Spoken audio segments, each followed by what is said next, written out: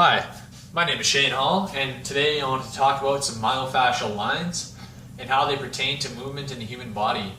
The first one I want to talk about is called the lateral line. Now, the lateral line originates on the lateral side of the foot here and runs up the lateral side of the tibia, basically following this white line you can see on my pants here. Follows that nice line all the way up the lateral side of the body, up the ribs, ties up into the side of the skull here. Now, the lateral line actually mediates the movement of all the other superficial lines, like the arm line, the superficial front line, and it's going to contract to maintain balance on both the front, the back, and each left and right sides. And it creates, of course, lateral flexion, like so. And of course, we know this is happening in the frontal plane.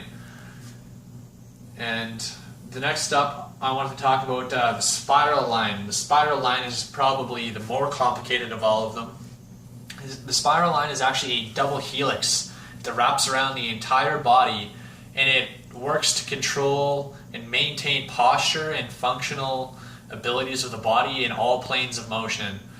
And the spiral line originates at the base of the skull, moves out to each shoulder, and from the shoulder it comes across the trunk to the opposite hip here. From this hip, it's going to run down the lateral side of the body, or the lateral side of the femur, until we reach the knee joint. Once we reach the knee joint, it's going to cross in front of the tibia and then to the inside of the foot. It actually wraps underneath the foot, coming out underneath the lateral side of the foot, and then running back up, lateral side, right along this nice line I have here on my pants, and then comes back up to the lumbar, up past the traps, and tying almost exactly where it originated, at the base of the skull here. Then the next two I want to talk about are the superficial front line and the superficial back line. Now, these two actually work in conjunction with each other, almost in the same manner that telephone guy wires will hold up a telephone tower. They're going to work against gravity to maintain that posture, just like my superficial front line and back line are doing for me right at this moment.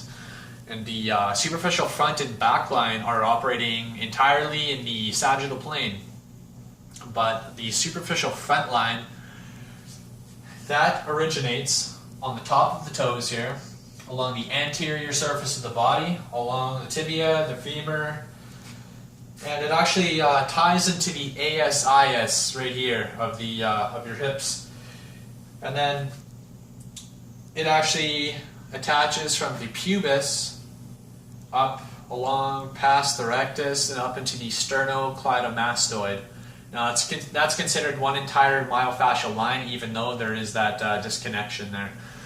And we know that this is occurring, all these movements are occurring in the sagittal plane because it's creating trunk flexion, hip flexion, but then, of course, we also know that it creates extension at the knee and dorsiflexion of the ankle. And then I think I said those are mostly fast twitch fibers in there. And then the last one I want to talk about is the superficial back line. The superficial back line is a little bit longer than the front line.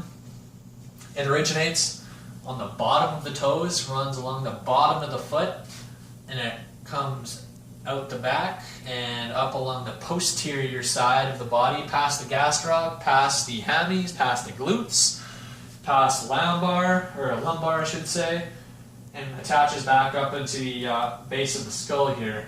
Now, the superficial back line is mostly made up of slow twitch fibers, which have a postural responsibility in maintaining this upright position over long periods of time. And like I said, slow twitch fibers.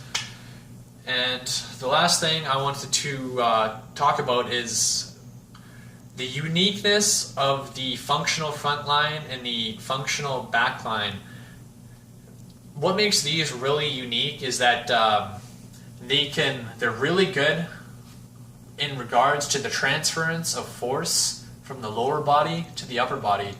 Of course, we know that is extremely important in any type of sport or any type of athleticism. And the spiral line, I think I forgot to say, it's all